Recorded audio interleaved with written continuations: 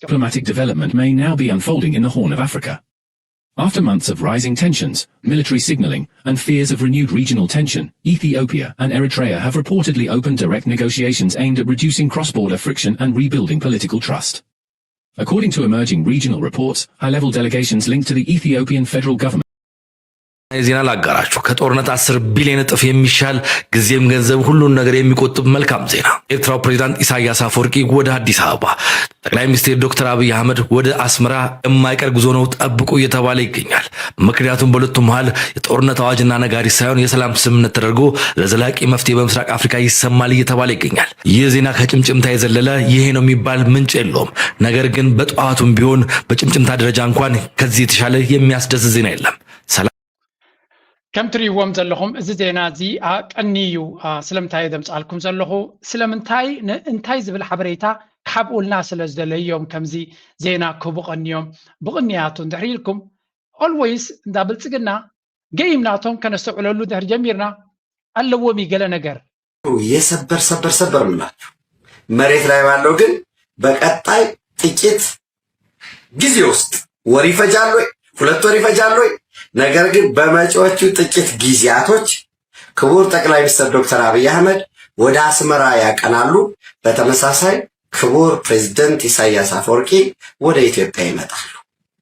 በዛም የሁለትዮሽ ግንኙነትን እስከ ዛሬ ከነበረው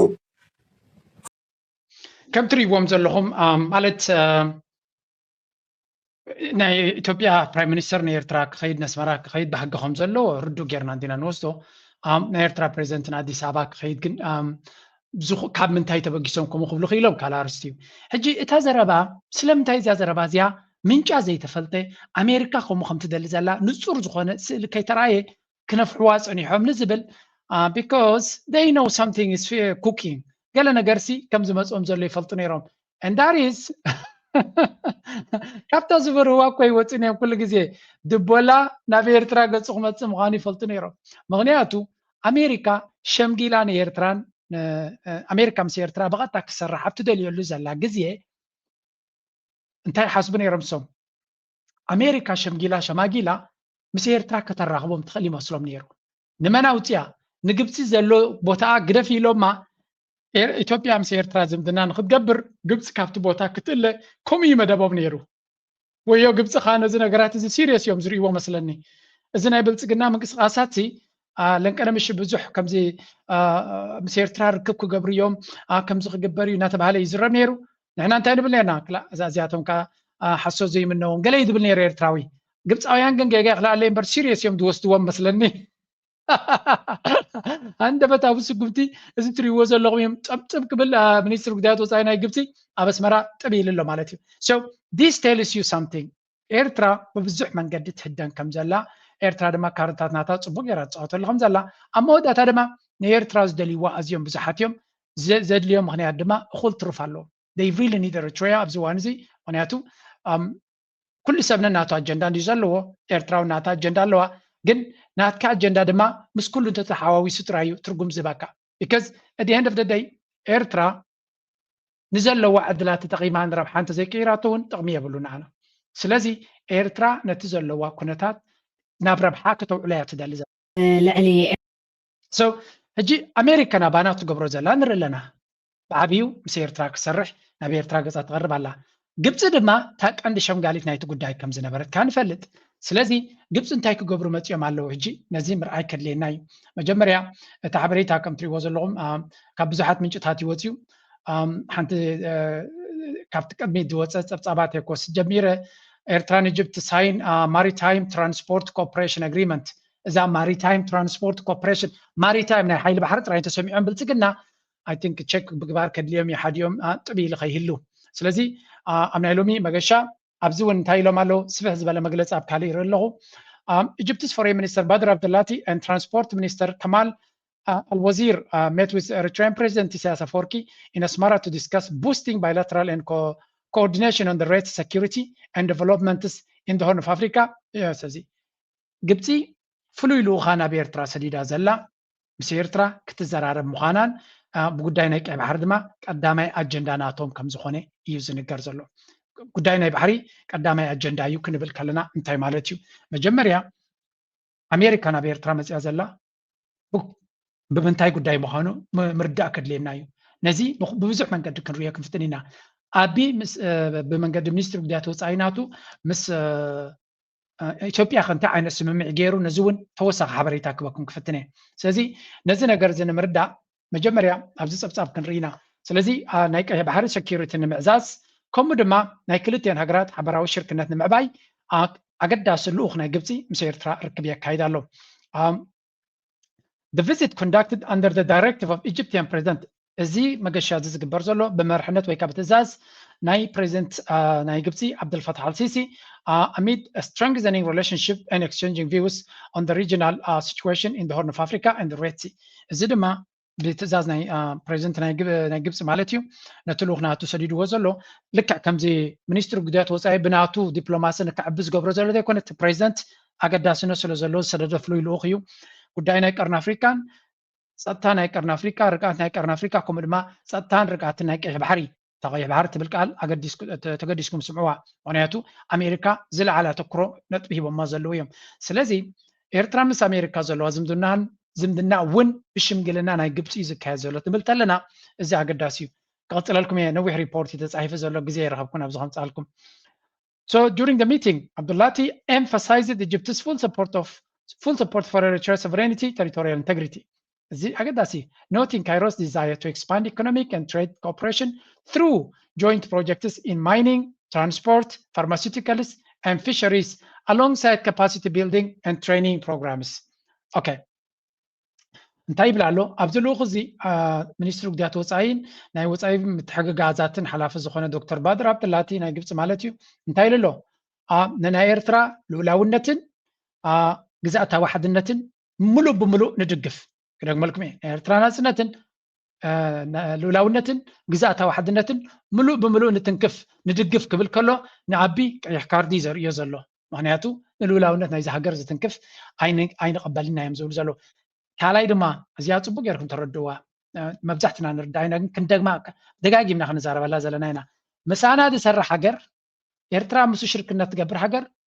ወላ እውን ቅቡል ዓለም ለኻዊ ሕጊ ይኹን ደጋጊሙ ንልኡላውነታን ግዛእታዊ ሓድነትና ዘኽብር ምዃኑ እውን ክዛረብ ክኽእል ኣሎ this is very important ንዓና ስለምንታይ ብዙሕ ግዜ ትብድሆታት ኤርትራ ትገጥማ ዘሎ ንልኡላውነታ ክደፍሩ ዝደልዩ ንግዛእታዊ ሓድነታ ክደፍሩ ዝደልዩ ሓይልታት ስለ ዝኾኑ ስለዚ እቲ ምሳና ክሰርሕ ዘላ ሓይሊ ልክዕ ነቲ ንሕና ክንሰምዖ ንደሊ ዘረባ ክዛረብ ምኻሉ ተግባር ክገብሮ ንደሊና ብኣፉ እውን ግን ከምኡ ክብል ክኽእል ኣለዎ ብልፅግና ንክልተ 3 ዓመት መመላእታ ክሳብ ዝስልችወና ንልኡላውነትና ዝደፍር ዘረባ ክዛረብ ፀኒሑ ሕጂ ተመሊሱ ኣስመራ ከይዱ ምስ ኤርትራ ክሰርሕ እየ ወይ ክላዘብ እየ ክብል ከሎ ፀርፊ ኮይኑ ዝስማዓና ነይሩ ነቶም ኣብ ሚድያ ካቨር ንገብሮ ዝነበርና ግን ኤርትራ እንድሕሪ እቲ ምርጫ ናተይ እሱ እንድሕሪ ኢላ መንግስቲ ኤርትራ ካብቲ ንሕና ዘይንሪኦ ሓበሬታ ርዩ እዚ እውን ዕርቂ ክግበር ኣለዎ ዝብል እንድሕሪ ኮይና ይድግፈ ኢለኩም እየ ኣነ እቲ መንግስቲ ኤርትራ ካባይ ንላዕሊ ሓበሬታ ስለ ዘለዎ ነቲ ኩነታት ኣነ ዘይርዮ ስለ ዝርኢ ዘሎ ኣብዚ ኩነታት እዚ ሰላም ምስ ወላ ምስ ኣብ ኢትዮጵያ ዘሎ መርሕነት እንድሕሪ ኢሉ ቅቡል ይባይ እዚኣ ናተያ ብዙሓት ትቃወሙኑ ትኽእሉ ኢኹም ግን ናተያ እዚኣ ኣነ ዝብል ዘለኹ ኣነ ዘለና ሓበሬታ ድሩት እዩ ካባይ ንላዕሊ ዝርእይዎ ነገር እንተሎ ኮይኑ ንጥቕሚ ህዝቢ ኤርትራ እንድሕሪ ኮይኑ ንናፅነትን ንርግኣትን ንሰላምን ንረብሓ ኤርትራ እንድሕሪ ኮይኑ ዋላ ምስ ብልፅግና ይኮነ ኣነ ኢለኩም ዋላ ምስ ሸይጣን ዕርቂ ፀገም የብልና ሸይጣን እኳ ዕርቂ ዝደሊ ይኮነ ናብ ዕርቂ እውን ኣይነብርን እዩ ንቐፅል ቀፂሉ እንታይ ይብላ ኣሎ ኣብ ምንታይ ብሓደ ክንሰርሕ ኢና ምስ ኤርትራ ይብላ ኣሎ noting Cairo's desire to expand ቁጠባውን ንግዳውን ሽርክነት ናቶም ድማ ምስ ኤርትራ ክዕብዩ ኣበይ ኣብ ዕደና ኣብ ትራንስፖርት ኣብ መድሃኒታት ማለት እዩ ፋርማሲውቲካልስ ኣብ ምግፋፍ ዓሳ ሃብቲ ዓሳ ማለት እዩ ከምኡ ድማ ካፓሲቲ ቢልዲንግ ዓቕሚ ደቂ ሰባት ዓቕሚ ሰባት ናብ ምሕያል ስለዚ ኣብዚ ኩሉ ግብፂ ምስ ኤርትራ ክሰርሕ ከም ትደሊ ግርም ዝንደልየ እዩ he stressed the government and security of the Red Sea remains an exclusive responsibility of the coastal states rejecting the involvement of non-coastal parties in arrangement regarding the strategic waterway again ዚያውን ኣብ ዘቕንዐት ዘረባያ ቀይሕ ባሕሪ ምሕደራናቱን ፀጥታናቱን ድሕነትናቱን በተን ንቀይሕ ባሕሪ ኣካል ናይ ሃገረን ዝኾነ ሃገራት ጥራይ ክግበር ዝኽእል እዩ ካብተን ሊቶራል ስቴትስ ወይ ካብ ቀይሕ ባሕሪ ዘየለዋ ሃገራት ወፃኢ መፅኡ ንቀይሕ ባሕሪ ክገብር እየ ኢሉ ዝኾነ ድራማ ክፈጥር ዝፍትን ድማ ጠቕላላ ንነፅጎ እዮም ዝብሉ ዘለዉ ስለዚህ while affirming Egypt's support for the Eritrea's vision of Red Sea management ስለዚህ ኤርትራ ፕሬዚደንት ኢሳያስ ድማ ብፍሉይ ኣብ ካይሮ ከይዱ ኢንተርቪው ክገብር ከለውን ቀይ ባሕሪ በዓልና ከነውሕሶ ንኽእል ኢና ሶማልያ ናታ ኤርትራ ናታ ጅቡቲ ናታ ግብፂ ናታ ኩላትና ድማ ተሓባቢርና ነቲ ዝጎለና ንሓትሕና እናተመላላእና ከነውሕሶ ንኽእል ኢና ካልእ ፍሉይ ሓይሊ ክመፀና እውን ኣይንደሊና ኣራግፅ እውን ኣይንደልን ኢና ኢሉ ነይሩ ስለዚ ነቲ ፕሬዚደንት ኢሳያስ ዝብሎ ዝነበረ ግብፂ ተራጉደላ ናበለዮም ፅሒፎም ዘለዉ The discussion also touched upon development in Sudan and Somalia. ጉዳይ ናይ ሱዳን ናይ ሶማሊያ እውን ተንኪፎሞ where Egypt reiterated its firm stance on preserving the stability and unity of Horn of Africa nations, describing the region as a direct extension of Egypt's national security. ኣብ ጉዳይ ናይ ሱዳንን ሶማሊን እውን ብፍላይ ናይ ግብፂ መርገፂ እተን ሃገራት ልውላውነትን ግዛታዊ ዋሕድነትን ክኽበር ከም ዘለዎ ግብፂ ድማ ናይ ቀርኒ ኣፍሪካ ሰላምን ርግኣትን ኣካል ናይ ናሽናል ሴኪሪቲ ናታ ምዃኑ እያ ትሪኦ ናይ ሱዳን ርግኣትን ሰላምን ንግብፂ ብቐጥታ ዝትንክፋ ምዃኑን ቀርኒ ኣፍሪካ ድማ ካብ ቀይሕ ባሕሪ ኣዝያ ተረባሒት ሃገር ስለ ዝኾነት ግብፂ ናይ ቀይሕ ባሕሪ ከባቢ ሰላም ንዓይ ንናሽናል ሴኪሪቲ ናተይ ንቁጠባ ናተይ ኣዝዩ ኣገዳሲ እዩ ስለዚ ኣብ ቀይሕ ባሕሪ ሰላም ንክህሉ ኣነ ኣገዳሲ ተልእኮ ኣነስ ንዓይሲ ዝምልከተኒ ጉዳይ እዩ ስቕ ኢለ ንኻልእ ክገድፎ ይክልኒ እዮም ዝብሉ ዘለዉ ቀፂሎም መወደታ for his part Kamal al-Wazir stated that Cairo is ready to transfer its expertise to Eritrea in the fields of railways, ports, and maritime transport. ግብፂ ድማ ንኤርትራ እቲ ሚኒስትር ትራንስፖርት ናይ ግብፂ ከማል አልወዚር ዝበሃል ማለት እዩ ግብፂ ዘለዋ ተመክሮ ብምሉእ ብቅዓት ይኹን ተመክሮ ናይ ኤርትራ ኣብ ዓውዲ ናይ መንገዲ ባቡር ናይ ወደባት ከምኡውን ናይ ሓይሊ ባሕሪ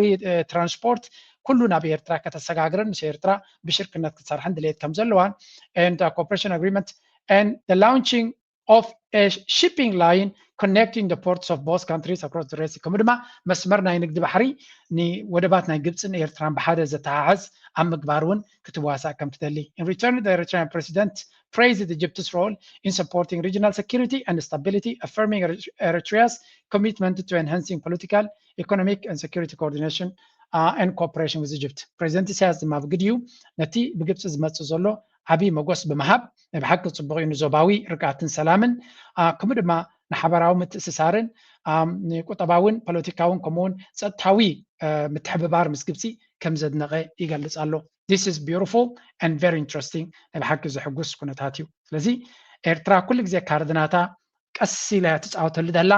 ቀስ ኢላ ትድርብዮ ዘላ ግን ክድርበ ከሎ ድማ ነውፅ ዝፈጥር እዩ and this is beautiful and we are very happy ብርግፅ እንታይ ዘርእየካ እዚ ከም ኤርትራዊ ኮይንካ ክትሪኦ ከለካ ከም ኤርትራዊ ብፍላይ ኣብ ኤርትራ ዘለኹም ኣብዚ ቀረባሲ ዓዲ ደው ኢለ ነይረ ክረክብ ከለኹሲ ኣይሰምዑን ነይሮም ቤተሰበይ ገለ ይነግሮም ነይረ ከምዚ ማይ ይሃርመና ኣሎ ገለ ከምዚ ከዓ ገለ ሓደ ንእሽተይ ወድኻ ነይሩ ግፋኻ ኣሎ ገለ ይብለኒ ነይሩሲ መቸም ኣጆኻ ድሓን ቀሪቡ እዩ ሕጂሲ ቀሪቡ እዩ ትሽግር እናሓለፈ ዝኸይ ዘሎ ቁሩብ ዓቕሊ ግበሩ ንኽብል ቀደም ከምኡ ክብሎም ከለኹ ስክፍታታት ይስምዓን ነይሩ ማለት ሃገርና ብድሆታት ኣለዋ ሕጂ እቲ ኣብ ዓድኹም ኮፍ በሉ ኣይትውፁ እንዲኻ ትብል ግን ከምዚ ሓሳድ እዮም ካብ ዝብልካቶም ቆልዑ ይርድኡኻን እዮም ኣነ እውን ከምኡ ይብል ስለ ዝነበርኩ ከም ኖርማል እየ ዝወስዶ ማለት ከኣምኑኒ ኣይፅበዮም እየ ምክንያቱ ኣብኡ ኮይኖም ንባዕሉ ፅቡቕ ስለ ዘሎ ስለዝጠዓሞ እዩ ገለ እዮም ዝብሉካ ትፈልጥዎ ኢኹም ቶም ደገ ኣለኹም ኣነ ኩሉ ግዜ ከምዚ ኣብ ቻነል ዝብላ ኮፍ በል እየ ዝብል ኣብዚ እዋን እዚ ቀደም ከምኡ ብል እየ ነበርኩን ቀደም ንነፍሰይ ወፅየ ንበዓል ንዓኻ ኮፍ በል ክብለካ ሞራል የብለይ ንብል ነይረ ሕጂ ግን ኤውሮጳ ንኽትመፅእ ከቢድ እዩ መፂኻ ወረቐት ንኽትረክብ ከቢድ እዩ ወላ እንተረኺብካ እውን መዓልታዊ ብነፍሲ ቅትለት ተቐቲሉ ዝብል ኣብ ኤውሮጳ ኢና ንሰምዕ ዘለና ስለዚ እጃኹም ኣብ ዓዲ ኮፍ በሉ እዚ ዝመፅእ ዘሎ ለውጢ ንዓኻትኩም ተስፋ ዝህብ እዩ ተስፋ ንገብር ኣነ ኣብዚ ናተይ ብዓቕመይ ዝዛረቡ ዘለኹ መዓልታዊ ኣብ ኤርትራ ዘለካ መንእሰይ ጥዑም ንኽትረክብ ኣብ ዓድኻ ክትምዕብለሉ ትወናጭፈሉ ጉዳይ ንክህሉ እዩ እዚ ንምግባር ድማ ድሕነት ናይቲ ሃገር ክወሓስ ኣለዎ ፀጥታ ናይቲ ሃገር ሉላውነት ናይቲ ሃገር ክወሓስ ኣለዎ ልዕሊ ኩሉ ድማ እቶም ንኤርትራ ክንወራ ኢና ኢሎም ዝፍክሩ ዝነበሩ ሓሳባቶም ክመክን ክኽእል ኣለዎ ከምዚ ሕጂ ትሪእዎ ዘለኹም ድማ እዚ ኣብ ኤርትራን ዘለካ ምናልባት እንታይ እሞ ክፈራረም ርየ እንታይ ከምፅኣለይ ክትብል ትኽእል ኢኻ ኖ ተደማማሪ እዩ እናተኣከበ እዩ ዝኸይ እገዳ ናይ ኤርትራ ተላዒሉ ኣሎ ንብል ኣለና ኣብ ልዕሊኡ እቲ ቀንዲ ኣብ ከባቢና ፀገም ክፈጥር ዝኽእል ዝነበረ ሓይሊ ኣብ ኣሜሪካ ተሳዒሩ ኣሎ ተሳዒሩ ጥራይ ደይኮነ ናብ ኤርትራ ሰሊኹ መፅየ ድራማ ክፈጥር እየ ምስ ኤርትራ ዕርቂ ክፈጥር እየ ኢሉ ዓጀውጀው ዝብል ዝነበረ ድማ እንታይ ተባሂሉ ኣሎ ከምኡ ዝበሃል ነገር የለን ኢሎም ባይ ዘ ዌይ እገዳና ኤርትራ ስለምታይ ተላዒሉ ንዝብል ኣብዚ ሓንቲ ጽቡቅ ኢንተርቪው ከስማዓኩም ከዩናይትድ ስቴትስ ማዕቀብ ለማንሳት መወጠኗ ተደጋግሞ ሲዘገብ ነበርና በኢትዮጵያና በኤርትራ መካከል ሊሆን ይችላል በጥቅል ደግሞ በአፍሪካ ቀንድ ላይ ምን አይነት የኃይል አሰላለፍ ለውጥ ሊያዋለድ ይችላል ምናልባት ማዕቀቡ ከተነሳ ማለት ነው አንደኛው የማዕቀቡ መነሳት ምክንያት በአሜሪካና በኤርትራ መንግስት ወዳጅነት ለመፍጠር ተብሎ አይደለም ግን በዋናኝነት አሜሪካ በአሁኑ ጊዜ በኢራን ጦርነት ተጠምዳለች እና ኢራኖቹ ደግሞ አሁን የሆርሙዝ ስትሬት ተጠቅመውበታል ብዙ ጫና አድርገዋል አሜሪካ ላይ እንደ ስትራቴጂክ ዌፐን ተጠቅመውበታል ከዛም አልፎ እንግዲህ የባብል መንደብ በቀይ ባህር አካባቢ ኦኬ ኣብዚ እጂ አቶ አብዱራህማን ባሃሽም ኤርትራዊው ተንታኒ ፖለቲካዊ ኣብዚ ብሎ ዘሎ እዚ ኣብ ልዕሊ ኣሜሪካ ኣብ ልዕሊ ኤርትራ እገዳ ከተልዕሎ ትሓስብ ዘላ እቲ ዝምድና ምስ ኤርትራን ኣሜሪካን ዝግበር ዘሎ ድማ እንታይ ጽልዋ ይፈጥር ኾን ኣብ ቀርኒ ኣፍሪካ ዝብል እቶም ብልጽግና ንዑ እንዲኦም ብጌጋ ከንብብዎ ዝውዕሉ ዝነበሩ እንታይ ይብሎም ኣሎ ቁሩብ ዝኖም ደጊፊ ደስምዖም ዘሎ እዚ ኣሜሪካ ናይ ኤርትራ እገዳ ተልዕል ዘላ ንኤርትራ ስለ ዝፈተወታ ወይ እውን ኤርትራ ምሳኹም ክንረዳዳ ኢና ስለ ተባህሉ ጥራይ ኣይኮነን ኢሉ ኣሜሪካ ዓብ ሓደጋ ወዲቕዋ ስለ ዘሎ ተቐላጢፋ ረብሓታታ ከተውሕዝ ስለ ትደሊ ዘላ እዩ ስለዚ ኤርትራ ዓብ ካርድ ኣለዋ ኣብዚ ጉዳይ እዚ ንኤርትራ ክትዕምፃን ክትድንድናን ከም ዘይትኽእል እዩ ዝገልጽ ዘሎ እንታይ ማለት እዩ ዘረባ እዚ the potential lifting of US sanctions on Eritrea is driven by strategic necessity not a new friendship ስለዚ ኣሜሪካ ኣብ ቀርኒ ኣፍሪካ ኣብ ከባቢ ባብኤል መንደብ ዘለዋ ድሌት ዘለዋ ረብሓ ንከተውሕዝ ኮይና ምስ ኤርትራ ግድን ዝምድና ክትዕርስ ስለ ዘለዋ እምበር ንኤርትራ ናብ መሓዛ ንምቕያራ ወይ እውን ዓርኪ ንምግባር ኣይኮነ እዚ ማለት ኤርትራ ዝኾነ ነገር ንክትቅይር ኣይትግደድን እያ ኣሜሪካ ትደልዮ ዘላ እቲ ዝምድና እዩ ዝብሎም ዘሎ which is beautiful and true ሓቂ ድማ ንሱ እዩ so ቀፂሉ እቲ ንኣሜሪካ ጉዳይ ናይ ኢራን ወላ ብንሽተይ ዓቕምታት ክሳዕ ክንደይ ሽግር ከም ዝመፆም ልዕሊ ኩሉ ድማ ሑቲ ንቀይሕ ባሕሪ ክልክቶ ዓብ ዓቕሚ ከም ዘለዎ ይፈልጡ እዮም ስለዚ ንሑቲ ብቐጥታ ገጢምካ ተዋጊእካ ዘይኮነ መጀመርያ እንታይ ክገብሩ እዮም ቀይሕ ባሕሪ ንኩለን ሃገራት ፅቡቅ ጌርና ክንሕዘን ክንክል ኣለና ክብሉ እዮም እዚ ማለት ማለት እዩ ንሑቲ ብመን ገይሮም ክሕዝዎ ክፍትኑ እዮም ብስዑድያ ገይሮም ብካልኦት ሓይልታት ንሱ ክርድኦም ዝኽእል ገይሮም ከህድዎ እዮም ነተን ንሳቶም ክቐርብዎን ዝኽእሉ ከም በዓል ኤርትራ ድማ በዓላቶም ሕድገታቶም ገይሮም ነገራቶም ለዊጦም ምሳ ክሰርሑ ክፍትኑ እዮም European pressure ካልእ European nations are frustrated with the US as Middle East conflicts are damaging the European economy and driving up costs ከምኡ ድማ ኤውሮጳውያን ኣብ ጉዳይ ናይ ባብኤል መንደብ ንኣሜሪካ ዓብ ፀቕጢ ይገብርሉ ከም ዘለውን ብሰንኪ ኣሜሪካ ዘበገሶታ ወሽመጥ ሕርሙዝ ወሪድዎም ዘሎ ክሳራታት ይርዩ ኣለዉ ናይ ቀይ ባሕሪ እንተተወሲኽዎም ቁጠባናቶም ክፍንጀር ስለ ዝኽእል ብዝተኻለ መንገዲ ምስ ኤርትራ ፅቡቅ ዝምድና ክገብሩ ይደልዩ ኣለዉ እዚ ድማ እቲ ናይ ኤውሮጳ ዲፕሎማሲ ኣብ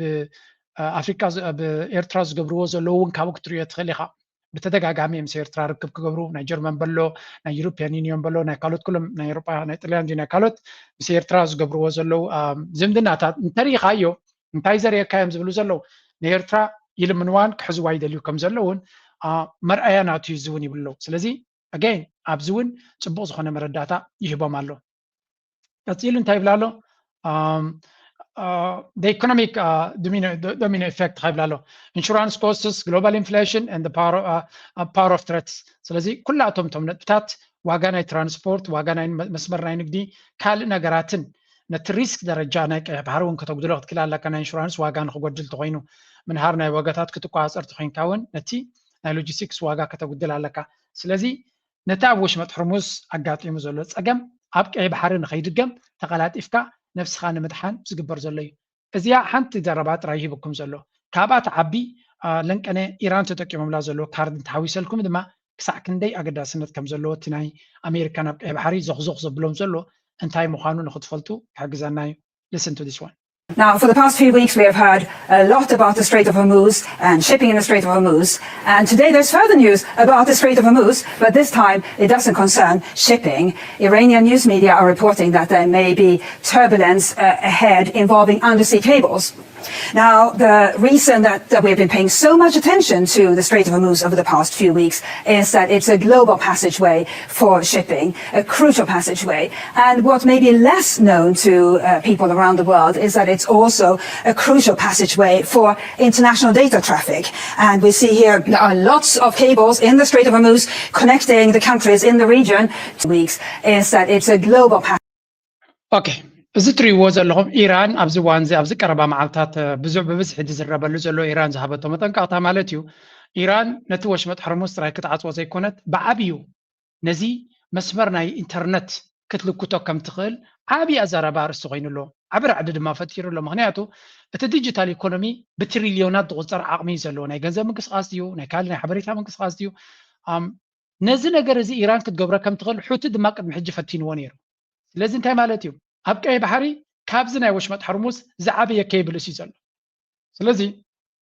ነዚኦም ነገራት እዚኣቶም ስቕኢልካ ጥራይ ክትገድፎ ይትኽእል ኢኻ ኤርትራ ድማ ሰፊሕ ዝኾነ ገማግም ባሕሪ ስለ ዘለዋ ኣብ ብዙሕ ቦታታት ሕማቕ ነገር ከጋጥም ስለ ዝኽእል ብዝተኻለ መንገዲ ምስ ኤርትራ ብቐረባ ምስራሕ ኣዝዩ ኣገዳሲ እዮም ዝብሉ ዘለዉ ስለዚ ኤርትራ ዘለዋ ተደላይነት ዘለዋ ስትራቴጂካዊ ኣገዳስነት ከምኡ ድማ ዘለዋ ፀጋታት ይኹን ዘለዋ ናብ ጣውላ ከተቕርቦ ትኽእል ነገራት ብዙሕ እዩ ዘለዋ እዚ ድማ እንታይ ይፈጥር ኣሎ ብተደጋጋሚ ነቲ ኩነታት ናይ ኤርትራ ተደላይነት ንላዕሊ ከም ዝድይብ ናይ ኤርትራ ጉዳይ ናይ ኤርትራ ንላዕሊ ከም ዝመፅእ ይገብሮ ኣሎ ሲምፕል as that so ኣብዚ ጉዳይ እዚ ኣብዚ ረይዎ እንታይ ይብሉ ኣለዉ 99 international internet communication በዚ ገመድ እዚ ከም ዝኸይድን 10 trillion every day ከባቢ 10 ትሪልዮን ቁጠባ ወይ ገንዘብ በዚ ናይ ኢንተርኔት ኩነታት ከም ዝንቀሳቐስ እዮም ዝነግሩ ዘለዉ ስለዚ እዚ ልዑል ኣገዳስነት ዘለዎ እዩ ልክዕ ንሳቶም ብዛዕባ ወሽመጥ ሕርሙዝ እዮም ዝዛረቡ ዘለዉ ግን if you look into this map ኣብዚ እንተሪኢኹሞ look at this map ክንምንታይ ባብኤል መንደብ ኣገዳስነት ክህልዋ ከም ዝኽእል ወሽመጥ ሕርሙዝ ሰፊሕ እዩ ምስ ባብኤል መንደብ ከተነፃፅሮ ከለኻ ወሽመጥ ሕርሙዝ ገፊሕ እዩ ሓደ ባብኤል መንደብ ኣዝዩ ፀቢብ እዩ ኣብ ልዕሊ ድማ ወሽመጥ ሕርሙዝ ከይዱ ኣበይ ዝውዳእ ኣብቲ በዓል ኩዌት ቀጠር ኩዌት ኢራቅ ከምኡ ድማ ኢራን ኣብዩ ዝውዳእ ቀይሕ ባሕሪ ግን ብስዊዝ ካናል ገይሩ ንኤውሮጳ ዝሓልፍ እዩ ስለዚ ወሽመጥ ሕርሙዝ ኣዝዩ ኣገዳሲ እዩ እንተኢልና ባብኤል መንደብ ዕፅፊ ናቱ ኣገዳስነት ከም ዘለዎ ምርዳእ የድሊ ስለዚ ናይ ኤርትራ ኣድላይነትን ናይ ኤርትራ ስትራቴጂካዊ ፅልዋ ድማ ካብኡ ዝምንጩ ማለት እዩ ስለዚ ኤርትራ እዚ ናታ ዘለዋ ስትራቴጂካዊ ቦታ ክሳብ ሎሚ ሳክት ረጊፆም ክሓልፉ ዝፍትኑ ዝነበሩ ሕጂ ክሕለፈሉ ኣብ ዘይክእል ደረጃ ተበፂሑ ኣሎ ጎኒ ጎኒ ዝኸውን ዘሎ ድማ ኣገይን ኣሜሪካ ኣብዚ ዞባ እዚ ዝያዳ ንክትኣቱን ረብሓታታ ንኸተቐድምን ዘገድዳ ዘሎ ኩነታት እውን ኣሎ ይብሎ እሱ ድማ ጉዳይ ናይዘን ዓረብ እዩ ፈፂመን ክሰማምዓ ከም ዘይከላ ዘለዋ Caution over solidarity, leaving the UAE to absorb the worst of the onslaught alone? What does that say about who truly drove the most hawkish line in this war? When Mohammed bin Zayed urged Saudi Arabia and Qatar to join a joint strike back at Iran, did Gulf rulers effectively tell Trump's key ally, "This is not our fight," and walk away from his war plan? And as nearly 3,000 Iranian ዛትሪ ዋዘለኹም ዘረባ ሓንቲ ካብተን ኣብ ብሉምበርግ ወፂኣ ዝነበረት መልእኽቲ እያ እንታይ እዮም ዝብሉ ዘለዉ ኣብ ኩናት ናይ ኢራን መሐመድ ቢን ዛይድ ናይ ኢማራት ንጉስ ማለት እዩ ንመሐመድ ቢን ሰልማንን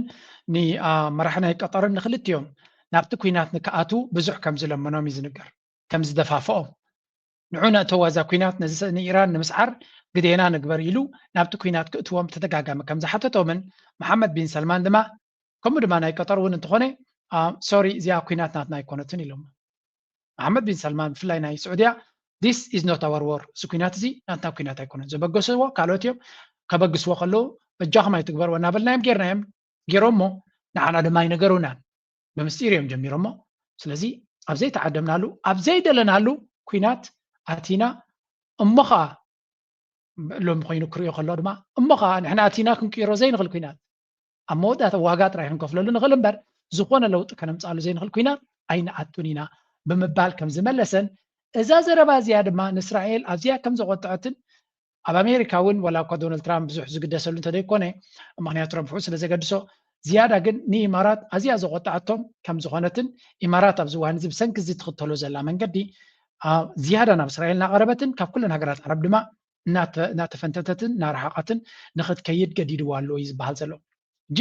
እዚ ጉዳይ እዚ በብዙሕ መንገዲ ዝሽረፍ ዘሎ ኣብዚ እዋን እዚ እቲ ከምኡ ዘብሎ ዘሎ ኢማራት ስለምንታይ ዝያዳ እቲ ኩነታት ናብኡ ክትከይድ ትደልላ ካልኦት እውን ነዚ ጉዳይ ዝክርይዎ ከለዉ ስዑድያ ዝያዳ ምስ ቀጠር ሽግር ክትፈጥር ኣይትደልን እያ ዘላ ምስ ኢራን ስዑድያ ብዝተኻለ መንገዲ እቲ ምስ ኢራን ዘሎ ፀገም ክንፈትሖ ክንክእል ኣለና ዲፕሎማስያዊ ካልእ ነገር ጌርና ከነተሃዳድኦ ክንክእል ኣለና እዚ ኩነታት እዚ ካብ ቁፅፅር ወፃኢ ክኸይድ የብሉን ብሕጂ እውን ዋላ እቲ ኩናቱ ተወዲኡ ዋላ ገለ እንተኮይኑ እውን ምስ ኢራን ዘሎ ኩነታት ኣብ ጣውላ ክፍታሕ ዘለዎ እምበር ኣብ ብወታደራዊ ዓይኒ ጥራይ ክፍታሕ ዝኽእል ኣይኮን ዋላ እኳ ኣብ ሰላም ክንመፅእ ዘይንኽእል ተኮይንና ተጠማሚትና ግን ኣብ ዘየድሊ ኩናት ንኩልና ከኽስር ዝኽእል ኩናት ኣብኡ ክንኣቱ ከም ዘይብልና ክንረዳዳእ ኣለና ዝብል እዚ ናን ኣግሬሽን ፓክት ዝበሃል እውን ከምኡ ዓይነት ሓሳብ እውን ተቕርብ ኣላ ስዑድያ ማለት እዩ እዚ ድማ ንኢማራት ፈፂሙ ክዋሓጠሎም ኣይከኣለን ኢራን ድማ ኣነፂሮም ንኢማራት ትኸድዎ ዘለኹም ምናልባት ኣሜሪካ ከተጥሕነኩም ተሓስቡ እንተለኹም ከተጥሕነኩም ኣይኮነትን ኣሜሪካ ኣይተጥሕነኩም እያ እስራኤል እውን ኣይተጥሕነኩም እያ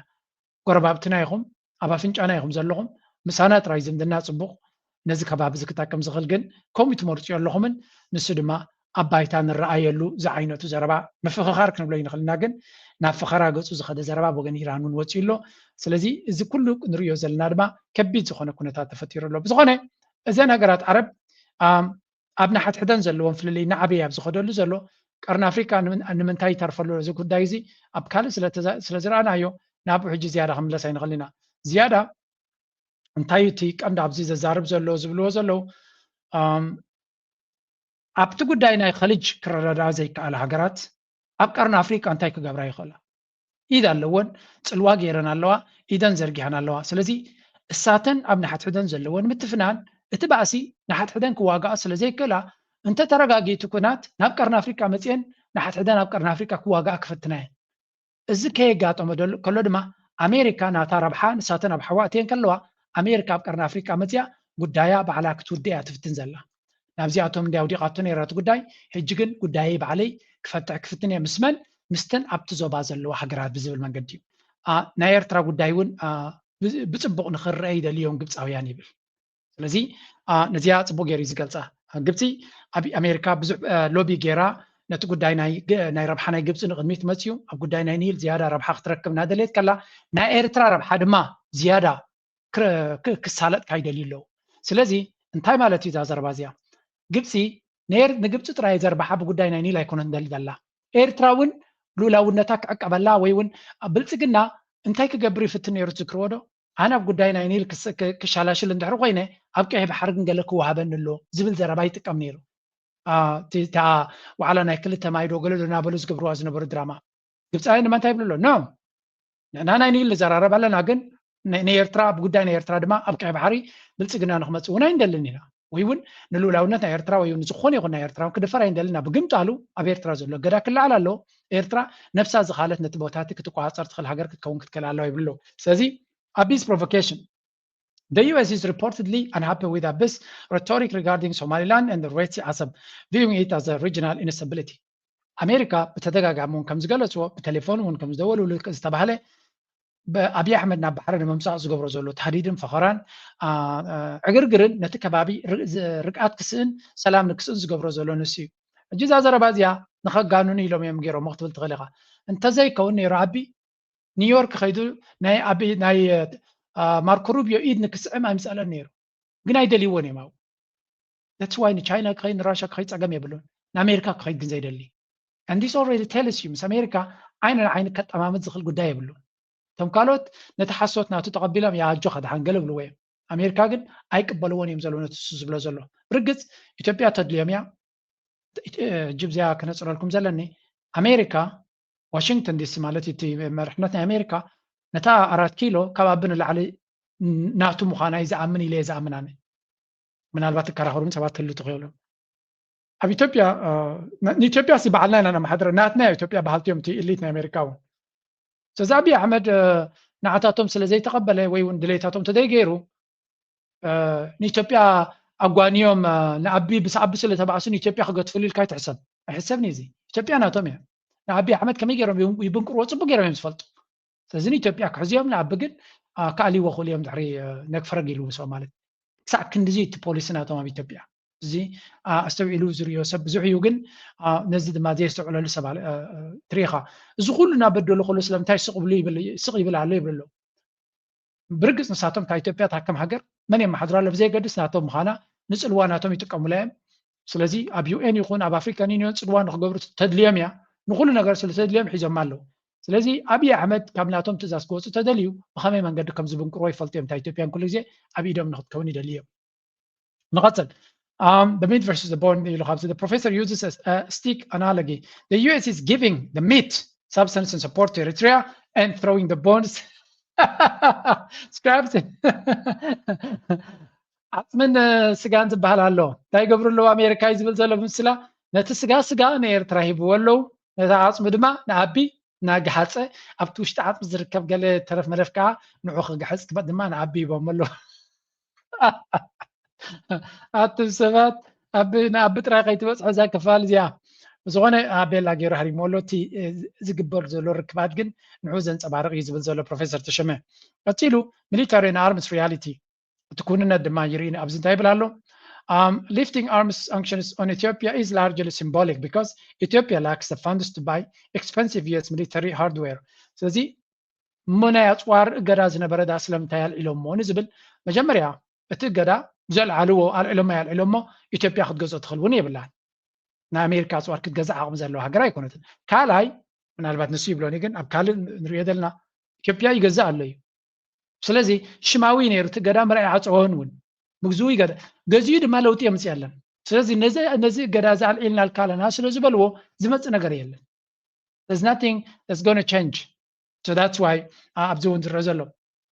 UAE factor ድማ the policy changes might simply allow the UAE to transfer US made equipment to Ethiopia more easily rather than direct purchase እዚኣ ድማ ተዘረባ ካብዚኣ እቲ እገዳ ናይ ኣሜሪካ ኣብ ኢትዮጵያ ተላዒሉ ዝበሃል ዘሎ ኢማራት ብዙሕ ኣፅዋር ገዚኣ ስለ ዘላ ካብ ኣሜሪካ ነቲ ኣፅዋር ካብ ኣሜሪካ ቀጥታ ናብ ኢትዮጵያ ንክመፅእ ከኽእሎም ከም ዝኽእል ማለት እዩ ስለዚ ኣብ ጉዳይ ናይ ሱዳን ክሳዕ ክንደይ ረሳሕ መንገዲ ሒዞም ከም ዘሎ ካብዚ ካ ትርኢ ኢማራት ናይ 2.6 ቢልዮን ሊገለ ናይ ኣፅዋር ናይ ምግዛእ ኣብዚ ማእከል ኩናት ናይ ኢራን ከሎ ከም ዝፍቀደላ ገይሮም እዮም ንሳቶም ግን ነቲ ኣፅዋር እቲ ነብሶም ክከላኸሉ ዘይኮኑስ ኣብ ሱዳን ክጥቀምሉ ከም ዝኽእሉ እዩ ዝንገር ዘሎ ዳትስ ዋይ ድማ ጉዳይ ናይ ሱዳን መሊሱ ክገድድ ዝኽእልን ሱዳናውያን ድማ ኣዝዮም ዝጓዩ ዘሎ እቲ ኢማራት ዝበሃል ኣብ ኩናት ከሎ ገለ ነገር ክገብርሉ ዝኽእሉ ምክንያቱ ዳዕመ ሰሪዕ ኣብ ከቢድ ሓደጋ ወዲቑ ስለ ዘሎ እንተዘየለ እቲ ሽግር ክብእስ ከም ዝኽእልን ኤርትራ ድማ ምስ ብልፅግና ትገብሮ ነገራት ብዓይኒ እዚ መንገዲ እዚ ክትሪዮ ስለ ዝኾነት ምስ ብልፅግና ብቐሊሉ እዚ ፅምዳ ፖር ሱዳን ዝግበር ዘለዎን ከምኡ እዩ ብሓደ ዓይኑ ክትሪዮ ከለኻ ኤርትራ ስለምንታይ ምስ ኣሜሪካ ዝምድና እናገበረት ከላሲ ኣብ ሱዳን ዝግበር ዘሎ ፅምዶ ተቃወምቲ ናይ ኢትዮጵያ ናይ ብልፅግና ከም ናይ ኣምሓራ ናይ ፋኖ ዶ ናይ ገለ ዶ ዝራኸብሉ ዘሎ ስለምንታይ ገለ ክትብል ትኽእል ኢኻ ኣብዚ እቲ ሕቶ እቲ ፖሊስ ኣብ መንጎ ኤርትራን ኢትዮጵያን ዘሎ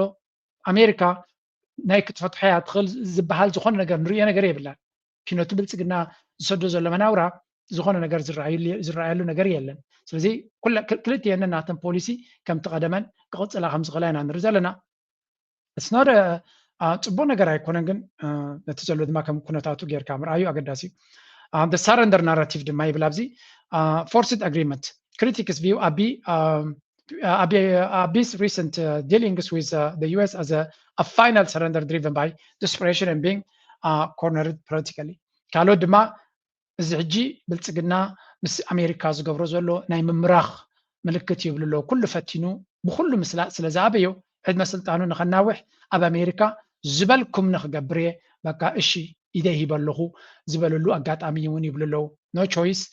ከም መተብላ argues Abiy didn't bring an agenda to Washington he was summoned to be informed or decision is already being made by Abiy Ahmed agenda ሒዙ ይኮነ ናብ ኣሜሪካ መፅኡ ነይሩ ኢሉ ታዳ በቃ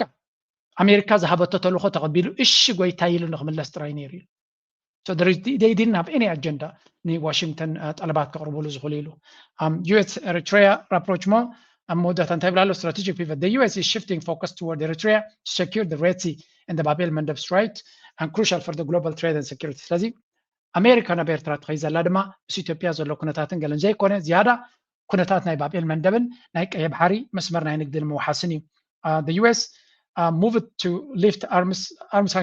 sanctions on Eritrea to support to appear ኣብ ኤርትራ ዘሎ እገዳ ተልዕል ስለ ዘላ ኣሜሪካ ናይ ኢትዮጵያ ናይ ተኣጽዋር ገለ ዝነበረ እገዳ ተልዕሎ ዘላ ኣክልቴን ማዕረ ሓሳብ ከም ዘለዎ ንኸተርኢ ኢላ እምበር ንኢትዮጵያ ዝኾነ ነገር ስለ ዘሎ ነገር የለን ስለዚ ኣሜሪካ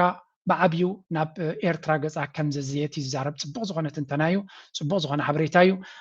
ከምዚ ጌርና ድማ ንሕና ሕፅር ኣቢልና ብዝካለና ናባኻትኩም ከነቕርበ ንፍትና ኣለና so ኩሉ እዚ እንታይ ዘርእየካ ኤርትራ እቲ ኩነታት ድሕሪ ክንደይ ፃዕርን መኸተን እቲ ጉዳይ ንኤርትራ እና በረሓው እናበለላ ይኸይድ ኣሎ ብልጽግና ግን ካብ ዝሓለፈ ጌጋ ተማሂሩ መንገዲ ዕርዩ ዝኸይድ ዘሎ ዝመስለኩም ነው ቁጥር መጨመርና የኢኮኖሚ እድገት የራሷ የሆነ የባህር በር እንዲኖራት የሚያስገድድበት ምዕራፍ ላይ ደርሷል። ይህ ጉዳይ ከዚህ ቀደም በዝምታ የታለፈ የነበረ ቢሆንም አሁን ላይ ግን የዓለም አቀፉ ማህበረሰብና የቀጠናው ሀገራትም ትኩረት እንዲሰጡት በማድረግ ረገድ ትልቅ ስኬት ተመዝግቧል። በዚህም የተነሳ በሰላማዊ ድርድርና በጋራ ጥቅም ላይ የተመሰረተ የኢኮኖሚ ትብብር አማራጮችን በመፈለግ ላይ ትገኛለች። ወደዛ የመመለስ ፍላጎት መብት ህጋዊ መብትም ተፈጥሯዊ መብትም ከምዛ ትሪእዋ ዘለኹም እዚኦም ብጉዳይ ናይ ባሕሪ ኩሉ ግዜ ድራማታት ምስ ገበሩ ሓሶት ምስ ተዛረቡ እዮም ስለዚ እሳቶም ኣብታ ጉዳይ ናይ ኣጀንዳ ናይ ባሕሪ ኣብ አንድዮም እንክሊል ዝብሉ ዘለዉ እዚኣ ስቑኢልካ ክረአ ዝኽእል ጉዳይ ኣይኮነን ምስ ጎረባብቲ ዘለዎም ኣጀንዳ ድማ በዚ መልክዕ ክትሪኦ ከለኻ ናብ ሕማቕን ናብ ዝበኣሰን ይኸይድ ከም ዘሎ ኢና ንርኢ ዘለና ኤርትራ ድማ ምስ ግብፂ ዝገበረቶ ኢትስ ጌም ቼንጀር ናይ ብሓቂ እቲ ዕንቋት ክቕፅል ኣለዎ ምስ ስዑድያ ድማ ከምኡ ዓይነት ዲል ኣብ ዝቐረባውን ክንርኢ ነዚኣቶም ድማ ኤርትራ ተሪር መልሲ ሂባቶም ቀኒያ እያ ዜና ኤርትራ ኣይተ የማነ ገብረ መስቀል ገዛ ውድብ ብልጽግና ኢትዮጵያን እሙናት ደገፍቱን ቁጽራት ተሓለቕቱን ተግባራት እቲ ውድብ ንምምኽናይ ደረት ዝሓለፉ እዮም ክብል ወቂሶም እቲ ሃገር ንጎረባብታ እናተንከፈት ኣብ መላእ ቀርኒ ኣፍሪቃ ዘይምርግጋእ ትፈጥረላ ብምባል ድማ ከሲሱም ዓወት ገብረ እግዚአብሔር ሚኒስትር የማነ እዚ ዳሕረዋይ ዘቕረቦ ክሲ ንመንግስቲ ብልጽግናን ተሓለቕቱን ኣብ ምንታይ ፍሉይ ጉዳይ ምዃኑ እኳ እንተዘይመልከተ ኣብ ዝሓለፈ ሳምንቲ ኤምባሲ ኤርትራ ኣብ ሕቡራት መንግስታት ኣሜሪካ ነቶም መዝገብ ሰብኣዊ መሰላት ኤርትራ ጠቂሶም ነቲ ምምሕያሽ ዝምድና ኣሜሪካ ኤርትራ ዝተቃወሙ ገለ ሰባት ኣመልኪቱ መግለጺ ኣውፅኡ ምንባሩ ኣይርስዕን እቲ ብ29 ሚያዝያ ዝተዘርግሐ መግለጺ እቶም ነዚ እዋናዊ ጉዳያት ተመልኪቶም ብዝተፈላለየ መንገዲ ርእቶታቶም ዘቕርቡ ዘለዉ ውልቀ ሰባት ነፃ ተንተንቲ ተመሲሎም ዝቐርቡ ተኸፈልቲ ሎቢታት ምዃኖም ብምጥቃስ ነቲ ተፈጢሩ ዘለዉ ተስፋታትን ምዝራግ ናብ ዝበለየ ዝተመርፀ ትረኻታቶም ተመሊሶም ጥርጣረታት ከእትው ይፍትኑ ከም ዘለዉ ወቂሱ ነይሩ ኣቶ የማነ ኣብቲ ኣብ ማሕበራዊ መራኸቢታት ኤክስ ኣብ ዘርግሑ ጽሑፍ እሙናት ሰዓብትን ተሃለቕትን ብልጽግና ሕጂ እውን ነቲ ሱር ጠንቂ ናይቲ ኣብ ዞባ ቀርኒ ኣፍሪቃ ዘለዉ ቅልውላው የመኽንይሉ ኣለዉ ብምባል ኣብ ልዕሊ ኣዲስ ኣበባ 3 ፍሉያት ቅሬታታት ተቐሚጡ ቀዳማይ ኢትዮጵያ ምስ ሶማሊላንድ ኣብ ጥሪ 2024 ዝፈረመቶ ንኣዲስ ኣበባ ኣስታት 20 ኪሎ ሜትር ገማግም ባሕሪ ሶማሊላንድ ን50 ዓመት ክራይ ዝሃበ መዘክር ምርድዳ ጣቂሱ ካልኣይ ብግሁድ ወተሃደራዊ ምፍርራሕ ዝተደገፈ ብወደብ ዓሰብ ኣቢሉ ሉዓላዊ ኣፍ ደገ ባሕሪ ንምርግጋጽ ዝዓለመ ዘይሕልል ናይ ሚድያን ዲፕሎማስን ወፍሪ ምዃኑ ሓቢሩ ሳልሳይ ድማ ኢትዮጵያ ኣብ ኩናት ሕድሕድ ሱዳን እትገብሮ ዘላ ምትእትታው ጣቂሱ በዚ ድማ መንግስቲ ኢትዮጵያ ኣብ ልዕሊ እቲ ዞባ ከቢድን ብዙሕ ፀፍሒ ዘለዎን ሳዕቤን ፈጢሩ ምህላው ዘርዚሩ እቲ ኦኬ ነዚ ከምዚ ኢሉ እናሃለዎ ከሎ ሓዳሽ ጽቡቕቲ ዝኾነት ፖስት ካብ ሚኒስትር ሓበሬታ ሃገር ኤርትራ ኣቶ የማነ ዝወፀት ከም ጻልኩም ስለ ዘለኹ እየ this is very important ሕጂ ፖስት ዝገበረ ቅድሚ ከም ትሪእዎ ዘለኹም ቅድሚ 19 ደቓይቕ ዝወፀት እያ እንታይ ይብል ኣሎ ነዚ ርክብ ናይ ኤርትራን ግብፅን እዩ ዝገልጽ ዘሎ እሱ እውን ፕሬዚደንት ኢሳያስ ኣፈወርቂ received at the Denham guest house in the late morning ናይ ሎሚ ንግሆ ማለት እዩ ዓብ ልኡኽ ናይ ግብፂ ከም ዝተቐበለ ይነግር ኣሎ ብዶክተር ሚኒስትር ጉዳያት ወፃኢ ዶክተር ባድር ዓብደላቲ ዝምራሕ ከምኡውን ናይ ሚኒስትር ትራንስፖርቴሽን ሌተናንት ጀነራል ኢንጂነር ከማል الوزير كما the CEO of several companies involved in transport. Okay, the extensive discussions centered on the further again كم تعرف وزرانا أبناء كلتهم شركة نزات تكرر مهانون President says the significance of consolidating the all round the ties between Eritrea and Egypt advances in the mutual interest of Eritrea and Egyptian people. بكل معازنات استتنا نجز شركتنا إيرتران جبتن تايبلالو consolidate نخلو حواويسو أبحده نخلتيو ربحاتات تزبي أبزر ربع درجة بس يحكم زلون كمدما expressed Eritrea's readiness to implement common projects in collaboration with Egypt with Egyptian economic and trade companies. إيرترا دما دلوتي أزلا أمنتاي بروجكتات حبراو بروجكتات مس ምስ ግብፃውያን ካምፓኒታትን ትካላትን ብሓደ ኮይና ንምስራሕ ድልውቲ ከም ዘላ ገሊጹ ኣሎ ብጣዕሚ ጽቡቕ ናብ ቁጠባ ዘተኮረ ብምዃኑ ትዝርክብ ከማን ደስ ይብለና Foreign Minister Badr Abdulati, for his part, stated that the current visit was manifestation of the expression of the brotherly ties of friendship and cooperation that exists between the peoples of Eritrea and Egypt. በወገኑ ሚኒስትር ጉዳያት ወፃኢ ናይ ግብፂ ባድር አብደላት ማለት እዩ እዚ ንሪኦ ዘለና ዝግበር ዘሎ መንጎ ክልቲአን ሃገራት ዘሎ ጥቡቕ ዝምድነት ሕውነታዊ ምሕዝነትን ዕርክነትን ናይ ክልቲአን ህዝብታት ዘንፀባርቕ ምዃኑ እቲ ዝምድና ድማ ዓበየ ይኸይድ ከም ዘሎ The principal purpose of this visit was to further consolidate economic and trade ties between the two countries in accordance with the guidelines charted out by President Sasaforki and President Abdel Fattah al-Sisi. Dr. Badr Abdelati noted. እዚ ሕጂ ንገብሮ ዘለና መቐፀልታ ወይ እውን ንትግባረ ናይቲ ብክልቲኦም ፕሬዚደንታት ናይ ግብፅን ኤርትራን ተገይሩ ዝወፀ መምርሒ ንዑ ንምትግባር ቀፃልነት ዘለዎ ርክባት ንገብር ስለ ዘለና ይብላ ኣሎ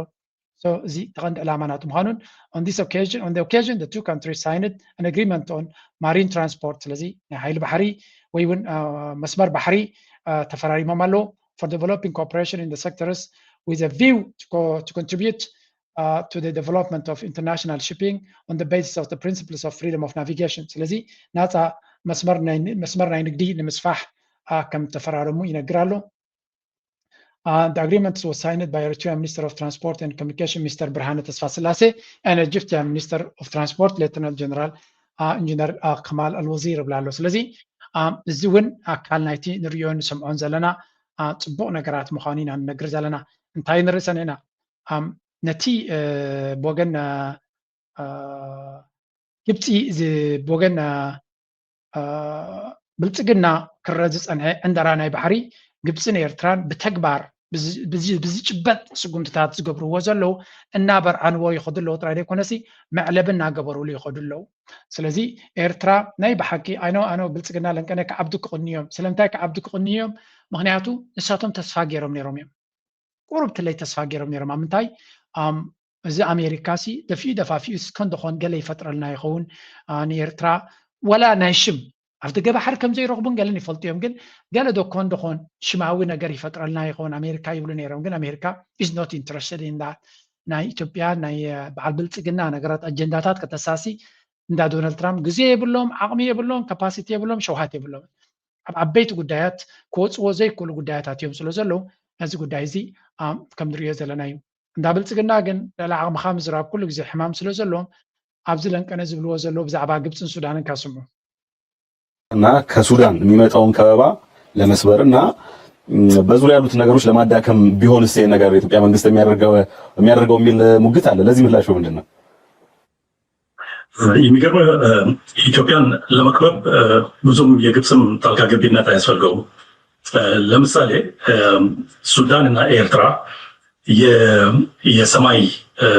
የኛን ሰማይ በኢትዮጵያ አየር መንገድ አይጠቀምበት ብሎ ውሳኔ ከወሰኑ ትልቅ ችግር ቀውስ ሊፈጥር ይችላል በኢትዮጵያ ኢኮኖሚ ላይ። ምክንያቱም ኢትዮጵያ አየር መንገድ አንዱ ከታላቁ የውጭ ማለት ምንዛሪ ማስገቢያ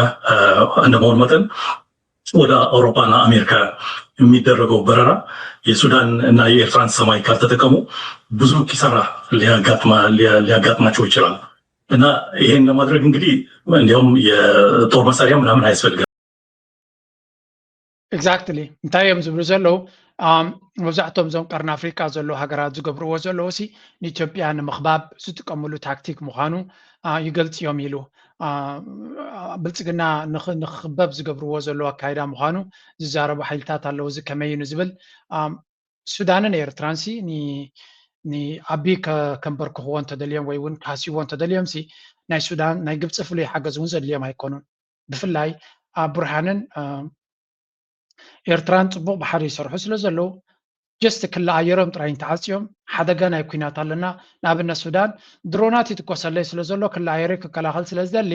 ናይ ክለኣየረይ ዝኾነ ይኹን በረራ ናይ ኢትዮጵያ ከልኪለ ኣለኹን ድሕሪ ኢላ ጥራይ ኣቢ ንምንታይ ክሳራ ክወርዶ እዩ ካብ ኩሉ ድማ እቲ ናይ ኤርትራ መሬት መረይዎ ብክንደይ ካሲዎ ከም ዝኽእሉ በቲ ክለኣየር ብምዕፃው ጥራይ ስለዚ ብልፅግና ዝርካቡ ናይ ወፃኢ ሸርፊ ካብታ ኢትዮጵያን ኤርላይንስ እዩ ዝረኽቦ ዘሎ ስለዚ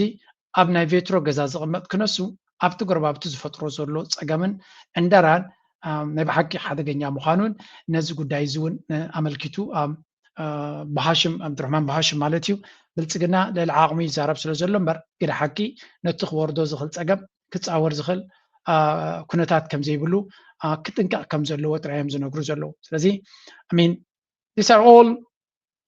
أبايتا زرعي زلو تساقماتن كنتاتن إن نرزا لنا سلازي again أب كم زيتات أي بتصحن خون تقول جن أتبلتسقنا زمرتو زلو قدايات كساع كندي بحاوت أو تامخانو إيو زنقرو زلو إرترا كابيتوبيا زمتا حدقا أشكالي لاوين قاترو ينبلي لنا ውጊያ ላይ ገብተዋል እና የግብፅ የጦርነት ዶክትሪን ንሽተይ ሳመርክበኩም ኩሉ ግዜ ኣብቲ ነቲ ዘረባ ብምሉ ሰሚዕና ፅማቕ ስለ ንገብረልኩም ዘለና ኢና ስለዚ ብቁጠባ እንተደልዮም ኤርትራን ግብፅን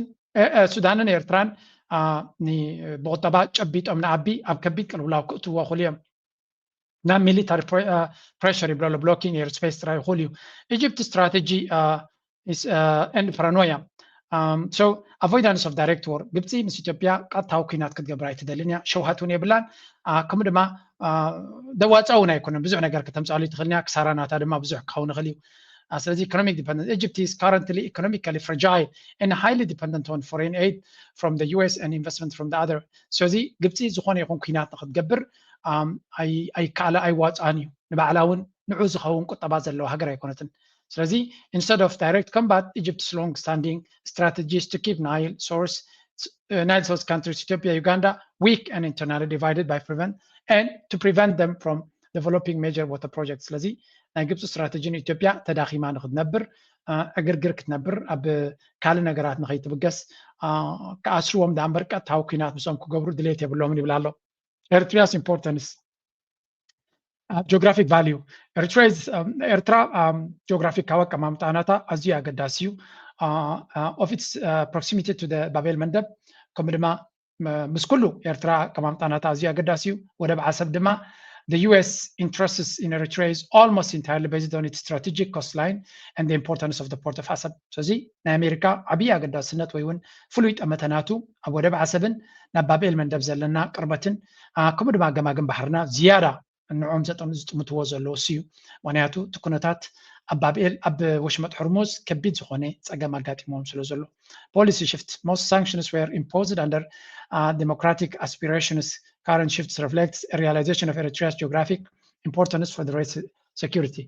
ተቀደም ዝወርድ ዝነበረ ገዳብ ለኤርትራ ንኤርትራ ነቲ መንግስቲ ንምቕያር ዲሞክራሲን ምምፃእ ብላብላ ዝበሃል ነይሩ ሕጂ ግን ጠቕላላ ኣተኩረናቶም ከመይ ጌርና ነቲ ፀጥታ ናይ ቀይሕ ባሕርን ድሕነት ናይ ቀይሕ ባሕርን ንሕሉ ዳ እምበር ኣብ ኤርትራ እዚ ቀይረልና እዚ ለወጠልና ኣብ ዝብልሉ ደረጃ የለውን ይብላ ኣሎ ስለዚ US aims to strengthen security alliance ምስተን ናይ ቀይሕ ባሕር ሃገራት ድማ ብቐረባ ክሰርሑ ይደልዩ ከም ዘለዉ ድማ ይነግሮም ኣሎ this is also እቲ ንሪኦ ዘለና ኩነታት ንዑ ዘጉልህ እዩ ኦኬ ካብኡ ውፅኢልና ናብ ፋኖ ገፃኒ ሸይ ክንሰግር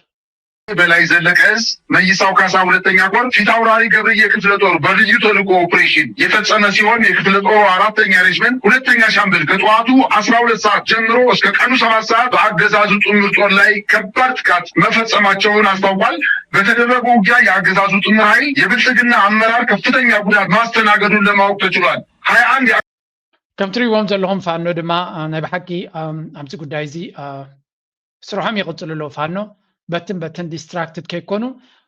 እቲ ፋኖ ብኩሉ መንገዲ ኣብ መተማ ከምኡውን ምዕራብ ጎንደር ስርሑ ይቕፅል ከም ዘሎን ዳይ በላይ ዘለቀ ዝበሃል ግንባር ድዮም ዝብሎ ወላ ሓይሊ ብዙሕ ግዜ ምንቅስቃሳት ዝገብር እዩ ስለዚ 21 ጋቨርንመንት ሶልጀርስ 21 ወታደራት ናይቲ ብልፅግና ከም ዝተቐተሉ 13 ከም ዘቑሰለን ከምኡ ድማ ብረት ይሕዝ ከም ዘሎን ኣፅዋራት ይማርኹ ከም ዘሎን ከምኡውን ኣብ ምዕራብ ወሎ ኣብ ብዙሕ ቦታታት ኩናት ከም ዘሎ ኢኹም ትሪኡ ዘለኹም ኣብቲ ምዕራብ ወሎ እውን እንተኾነ ስትራቴጂክ ዊነስ ፋኖ ፎርስስ ካፕቸርድ ፎርቲፋይድ ታውን ኦፍ ወግዲ ትበሃል ቦታ ዕርዲ ናይ ብልፅግና ዝነበረት ከም ዝተቆፃፀሩ ከምኡውን ኣብ ካልእ ኣምበሰልን ላስታ እውን እንተኾነ ከምኡ ብርቱዕ ኩናት ይካየድ ከም ዘሎን እንታይ ዘረየካ እዚ ፋኖ ስርሑ ይቕፅል ከም ዘሎን በዚ ብልፅግና ዝገይረዶ ምስ ኣሜሪካ ከም ዝገይረዶ ዝብሎ ዘሎ ጎጃም ከምኡ ኣብ ሰሜን ናይ ሽዋ ከምኡን ኦሮሚያ ቦርደር ኣብ ኩሉ ቦታታት ኩናት ይካየድ ከም ዘሎ ኢና ንርኢ ዘለና ፋኖ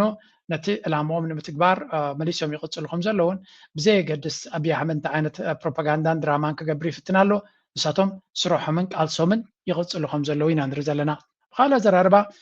ብወገን ብልፅግና ተስፋ ዘይብሉ ኩነታት እዩ ዝርኢ ዘሎ እንዳዓቢ ድማ እቶም ተጋሩ እውን ከምኡ ሓድሽ መርሕነቶም መመሊሱ ኩነታቱ እናነፀረ ይኸይድ ከም ዘሎ እዋን እዚ ትግራይ ኣብ ሃገራዊ መረፃ ኢትዮጵያ ክትሳተፍ ከም ዘይትኽእል ስልጣን ከም ዝሓዘ ዝኣወጀ ደብረጽዮን ገብረ ሚካኤል ኣፍሊጡሎም